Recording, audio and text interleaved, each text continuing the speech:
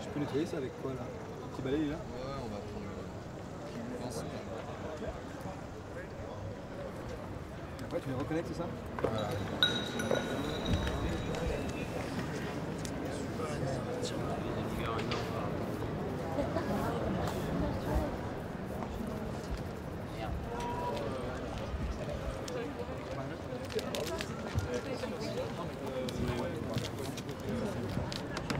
Et là, il faudrait qu'on foute un truc noir là-dessus. Parce que le trou, il est pas là. Un scandale, le reportage.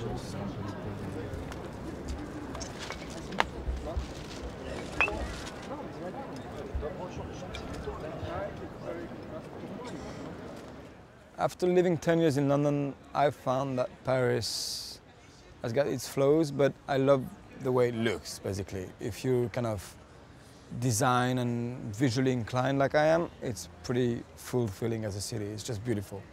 I don't get tired of it. I thought it was a bit of a difficult brief because the structure itself, the wireframe structure, is already looking pretty good. So what can you add to it?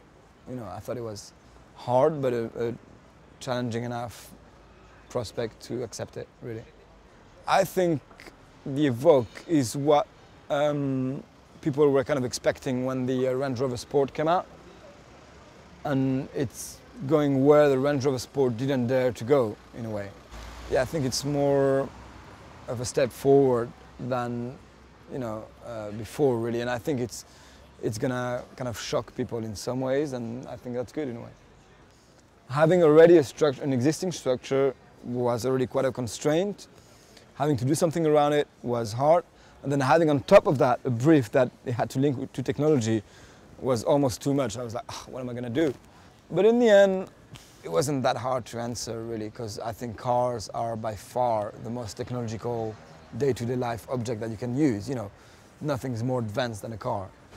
Yeah, I've always been fascinated by how people test cars and how, you know, fuel efficiency is not necessarily based on engine technology. It's also based on design and how, you know, the less wind resistant your car is, the most fuel efficient it's going to be. The Evoque, in some ways, seems to keep the essence of what Range Rover is, what a Range Rover can be, but by being much more fuel efficient, by its aerodynamics, really. Also visually, obviously, wind tunnels, you know, I'm fascinated by them. We've been trying with Intersection to shoot a fashion store in a wind tunnel for years. It's extremely hard to get access to them because they're very, very private locations. You know, car companies hide their wind tunnels, they test cars 24/7, all year round in those places. So it's hard to get access to them.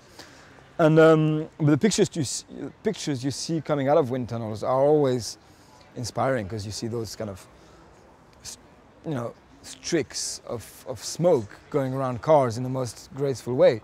And I thought that could be a good starting point to do an installation, really. And, you know, by doing the magazine, we met a lot of designers. We met Jerry McGovern. And, you know, if I have to talk about Range Rover, I'll talk about him. He's a very fascinating character. He's got an amazing modernist house in the Midlands, and he's really proud of it. We went and shot the Evoque out there a few weeks ago for a fashion story. And so he let us have access to his house because he loves the magazine, because he loves our approach to things. And where else could you see that? It's just really such an Intersection thing to do, in a way. So, yeah, Intersection is there to really answer that desire in people's life to read about cars and to talk about cars in a non-geeky, non-techy way, really. It's more about what life you can live with cars.